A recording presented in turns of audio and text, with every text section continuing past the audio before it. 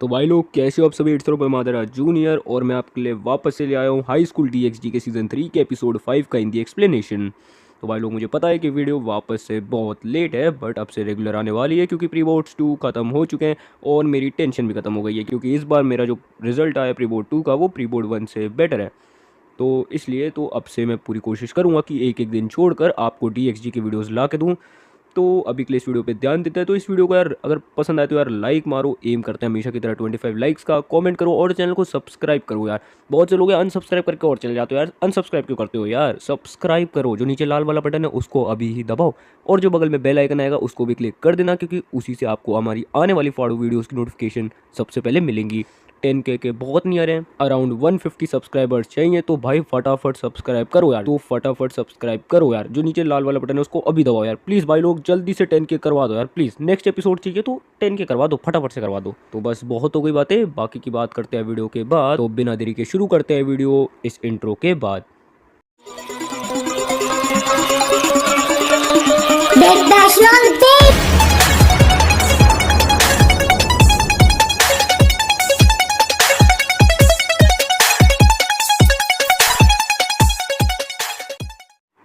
तो भाई लोग एपिसोड की शुरुआत में हमें दिखाया जा रहा है कि जो हमारी रियस है वो भाई साहब बहुत ही ज़्यादा आग बबूला हो चुकी है हमारे नॉर्थ गॉड लोकी से, क्योंकि लोकी ने हमारे ईसे को बिल्कुल भाई मौत के सामने मिलवा दिया है। एज आप स्क्रीनशॉट में देख सकते हैं लास्ट एपिसोड में ईसे बिल्कुल मरने की हालत में, क्या वो मर ही गया था। तो इसलिए जो हमारी रियस है अब वो अपनी पावर को कंट्रोल नहीं कर पा रही है, उसकी जो पावर है वो बहुत गंदी वाली लीक हो रही है उसके अंदर से। और जो नॉर्थ गॉड लोकी है वो काफ़ी सरप्राइज होता है ये चीज़ देखकर। फिर अचानक से हमें दिखाया जाता है कि ईसे के जेब में से एक जेम निकल कर बाहर आता है। इसके बाद दिखाते हैं कि जो हमारा लोकी होता है अब वो अपने जंगली कुत्ते से कहता है, जो थॉर का हैमर आया था ईसे के लिए उसको अपने जबड़े से तोड़ने के लिए, वो अपने जंगली कुत्ते को कहता है। बट जैसी लोकी का जंगली कुत्ता उस चीज़ को तोड़ने जा रहा है उससे पहले ही उसको कैप्चर कर लिया है, और वो और किसी ने नहीं हमारी कुरुका ने ही करा है। कुरुका अगर आपको याद नहीं है तो वो हमारी कोनेको की बड़ी सिस्टर है, और ये जो ट्रैप है वो उन्होंने बहुत पहले से ही लगा दिया था, और वो उन्होंने इसलिए लगाया था, और ये ट्रैप उन्होंने वाली के कहने पर लगाया था क्योंकि वाली को एक ऐसा जानवर चाहिए जो गॉड के अटैक्स को भी डिफ्लेक्ट कर सकता है। और फिर हमें एक न्यू कैरेक्टर से इंट्रोड्यूस करवाया जाता है जिसका नाम है आर्चर, और वो वाली टीम का ही है। और वो हमारे लोकी से माफ़ी मांगता है ये चीज़ करने के लिए, और उसके बाद वो हमारे जंगली कुत्ते यानी लोकी के जंगली कुत्ते को वहाँ से लेकर चले जाते हैं। अब इतने में दिखाया जाता है कि जो हमारा ईस है वो वापस से अपने पैरों में खड़ा हो चुका है। ये चीज़ देख के जो हमारा लोकी है वो काफ़ी सरप्राइज होता है, और उसके बाद जो हमारा ईस है वो हमें बताता है कि जो जो ग्रेफिया ने उसको जेम दिया था वो और कुछ नहीं, उसने खोलने की भी उसको कोशिश नहीं करी, और उसमें से ही निकलता है हमारी ट्वाइलाइट हीलिंग, यानी कि उनके पास एक और ट्वाइलाइट हीलिंग थी जिसके वजह से हमारा ईस अभी भी जिंदा है। और इसके बाद जो हमारा ईस है वो थॉर के हैमर को यूज़ करता है, उसमें अपनी पावर डालता है।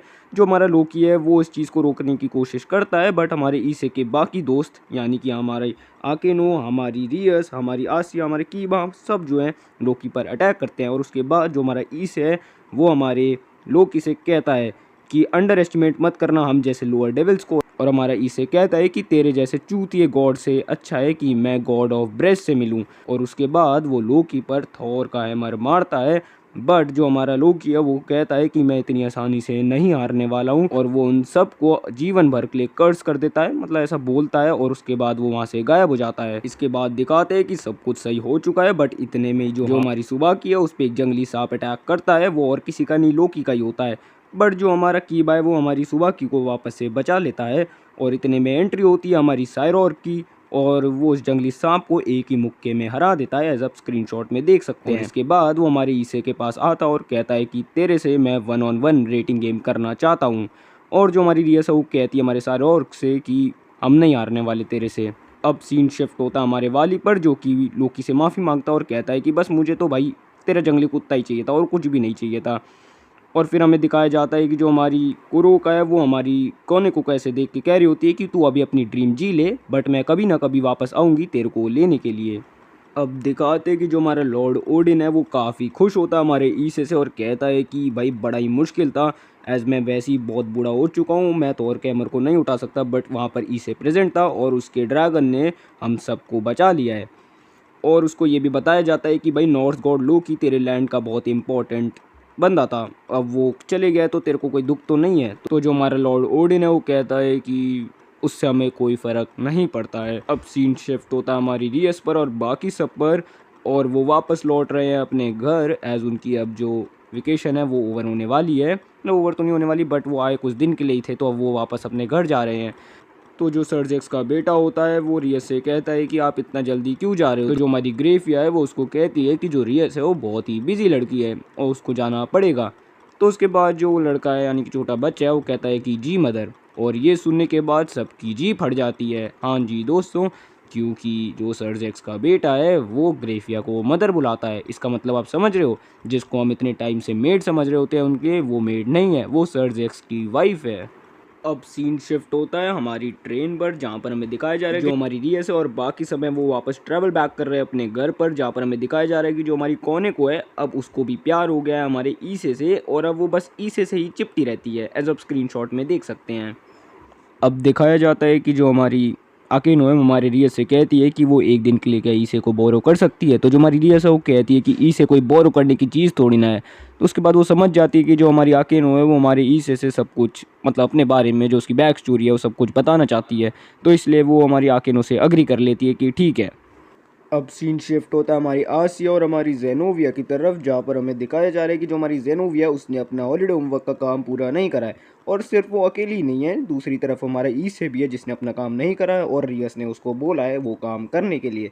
काम करते करते उसके दिमाग में एक चीज़ आती है कि जब वो डी ड्रेक के साथ ट्रेनिंग कर रहा होता है तब उसको एक बात क्लिक होती है कि उसका जो पैशन है वो ब्रेस्ट की तरफ कितना है, और इसलिए वो इस चीज़ को यूज़ करेगा अपने ड्रेस ब्रेकर को अपडेट करने के लिए। उसका जो ड्रेस ब्रेकर वाला मूव नहीं है जिससे वो कपड़े फाड़ सकता है लड़कियों के, तो उसको एक और स्टेप आगे ले जाने के लिए वो इस चीज़ में मेहनत करेगा। अब वहाँ पर आकेनो आती है, यानी उस कमरे में आकेनो आती है और हमारे ईसे के साथ बकचोदियाँ करना शुरू कर देती है, यानी कि उसको सेड्यूस करती है। और इसके बाद वो हमारे ईसे को कहती है कि एक काम है जो सिर्फ तू ही कर सकता है। उसके बाद सीन शिफ्ट होता है और हमें दिखाया जाता है कि जो हमारा ईसे है वो एक जगह पर खड़ा हुआ है जहाँ पर हमारी आकेनो आती है और वो हमारे ईसे को बताती है कि तू आज के लिए मेरा डेटिंग पार्टनर है। मतलब वो आज फर्स्ट टाइम किसी के साथ डेट कर रही है। ये सुनने पे जो हमारा ईसे है वो काफ़ी ज़्यादा हैरान होता है। उसके बाद वो काफ़ी जगह जाते हैं, वो इन्जॉय करते हैं अपनी फ़र्स्ट डेट को। और जब डेट उनकी ख़त्म होने वाली होती है तो जब वो जा रहे होते हैं रास्ते में तो फिर वो नोटिस करते हैं कि रियस, हमारी कोने को, हमारी आसिया, हमारी जेनोविया सब उनको एक तरह से फॉलो कर रहे होते हैं, एज आप स्क्रीनशॉट में देख सकते हैं। ये चीज़ जो हमारा ईसे और हमारी जो आकेनो है वो नोटिस कर लेते हैं और इसलिए वो यहाँ से भाग जाते हैं। अब हमें दिखाया जाता है कि वो भागते भागते एक जगह पर आते हैं और वो जगह और कोई नहीं, वो है कोठा, यानी कि ब्रोथल के बाहर पर कोठा। और इसके बाद जो हमारा ईसा है वो हमारी आकिनो से कहता है कि लोग गलत समझ लेंगे तो हमें यहाँ से निकलना पड़ेगा। तो जो हमारी आकिनो है वो हमारे ईसे से कहती है कि मुझे इस चीज़ से कोई फ़र्क नहीं पड़ता, अगर तू रुकना चाहता है तो हम रुक सकते हैं। अब जो हमारा ईस है वो ये सुनने पे काफ़ी ज़्यादा खुश होता है और वो बस जाने ही वाले होते हैं अंदर, बट इतने में एंट्री होती है हमारी लॉर्ड ओडिन की, यानी कि गॉड ऑफ द नॉर्थ। और उसके पीछे पीछे आती है उसकी राइट हैंड मैन यानी कि रोज़ा विस से। अब हमें दिखाया जाता है कि उनके पीछे पीछे एक और बंदा आता है और वो और कोई नहीं, हमारे आकेनो का बाप ही है, यानी कि बराकील।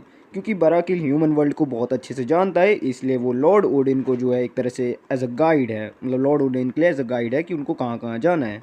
और अब दिखाते हैं कि जो हमारा बराकील है वो अपनी बेटी यानी आकेनो से बात कर रहा होता है, जबकि जो हमारी आकेनो है वो बड़ी रूड है बराकील से और कहती है कि तेरी वजह से मेरी मदर मरी है, तू यहाँ से निकल जा। बराकील और कुछ यहाँ पे नहीं कहता है और वो शांति से वहाँ से चले जाता है और फिर वो हमारी ईसे से चिपट जाती है, एज आप स्क्रीनशॉट में देख सकते हैं। अब सीन शिफ्ट होता है हमारे आसिया और हमारे जेनोविया की तरफ, जहाँ पर हमें दिखाया जा रहा है कि जो रोज़ा फीस है वो उनको उनका होमवर्क करने में मदद कर रही होती है और आसिया उससे कहती है कि तुम बहुत ही टैलेंटेड हो।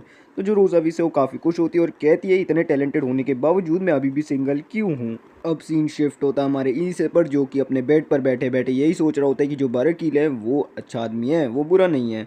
तो अब एंट्री होती है हमारे आकेनो की, वो हमारे ईसे को अपनी बैक स्टोरी समझाती है कि जो उसकी मदर है जो हिमेजिमा शूरी, उसका मदर का नाम हिमेजिमा शूरी है, वो एक दिन जा रही थी और उसको रास्ते में एक फॉलन एंजल बहुत ही घायल पड़ा हुआ मिला, वो और कोई नहीं अपना बराकील ही है। और इसके बाद जो मेरी मदर है उसने जो है बराकील को ट्रीट करा और इसके बाद वो दोनों प्यार में फंस गए और उसके बाद उन दोनों का जो रिज़ल्ट है वो मैं हूँ, यानी कि उनके प्यार का रिज़ल्ट आकेनो है। समझ रहे हो ना भाई आप, मतलब मैं इससे अच्छा नहीं समझा पाऊँगा, मतलब समझ जाओ यार।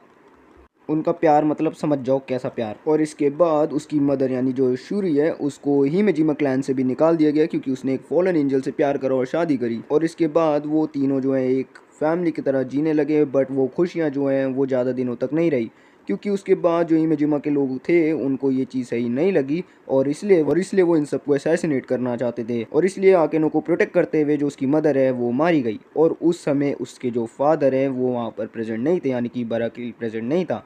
जबकि यहाँ पर बाराकिल की कोई गलती नहीं थी क्योंकि उसको तो इस चीज़ के बारे में कुछ पता ही नहीं था। जब वो वहाँ पर पहुँचा तो ऑलरेडी उसकी जो वाइफ है वो डेड है और जो आकेनो है वो उसको बस हेट ही दे रही है कि तुम यहाँ पे नहीं थे, तुम मेरे मदर के मर्डरर हो, और बस यही। जबकि उसको पता था कि वो गलत बोल रही है, उसके फादर का इसमें कोई भी दोष नहीं है, बट तब भी उसने ऐसा बोला। फिर वो वहाँ से भाग जाती है और इसके बाद वो हमारी रियस से मिलती है और फिर रियस हमारी आकेनो से कहती है उसके लिए जीने के लिए, और फिर हमारी Akeno as a devil reborn होती है। इसके बाद जो हमारी आकेनो है वो हमारे ईसे से गले मिलती है और पता नहीं अचानक से क्या होता है कि उनके गले मिलने का जो रिएक्शन होता है वो आकेनो की एक तरह से बैक स्टोरी को क्रिएट कर देता है, जो कि हमारे ईसे भी देख सकता था और हमारी आकेनो भी एज आप स्क्रीनशॉट में देख सकते हैं। और ये सब देखने के बाद जो हमारी आकेनो है वो कहती है कि चाहे ये ड्रीम ही क्यों ना हो, बट ये सब तुम्हारी वजह से है कि अब मैं ठीक हूँ, अब मैं बहुत बेटर फील कर रही हूँ। इसके बाद दिखाते हैं कि जो हमारी आकेनो है अब वो चली गई है खाना बनाने के लिए। अब सीन शिफ्ट होता है हमारे ओडिन पर जो कि जा रहा है वापस से नॉर्थ अपने घर में, और बराकील और रोजावीस से भी उसके साथ चल रहे हैं। और अब दिखाते हैं कि वहाँ पर हमारी आकेनो आती है जो कि हमारे बाराकील के लिए यानी कि अपने फादर के लिए खाना बना के आई है, और वो टिफ़िन जो है उसने हमारे बाराकील को दिया और कहती है कि आपको सेफ जर्नी। और ये देखने पे मेरे को बड़ा खुशी होती है कि आकेनो अब वापस से अपने बाप को प्यार करने लगी है। अब दिखाते हैं कि वहाँ पर ईसे आता है, यानी कि किचन में ईसे आता है, और वो खाने को देख के उसके मुंह के अंदर पानी आ जाता है। तो जो आकेनो कहती है कि तू कुछ ट्राई करेगा, तो वो कहता है कि हाँ। तो आकेनो बस उसको खिलाने जा रही होती है, बट खिलाने से पहले वो उसको एक किस देती है और वो हमारे ईसे को कहती है थैंक यू, यानी कि अरिगातो ईसे। अब सीन शिफ्ट होता है हमारे बाराकील पर जो कि वही टिफ़िन खोलता है और खाता है और उसको बहुत ही ज़्यादा खुशी होती है क्योंकि यही टेस्ट उसकी वाइफ का था, यानी कि हिमेजिमा शूरी का। मतलब जब वो उसके लिए खाना बनाती थी तो यही स्वाद आता था और वो ये खाकर बहुत ही ज़्यादा खुश है, उसके आंसू भी आ गए। और इसी के साथ हाई स्कूल DxD के सीज़न 3 के एपिसोड 5 और ये वीडियो यहीं ख़त्म होते हैं।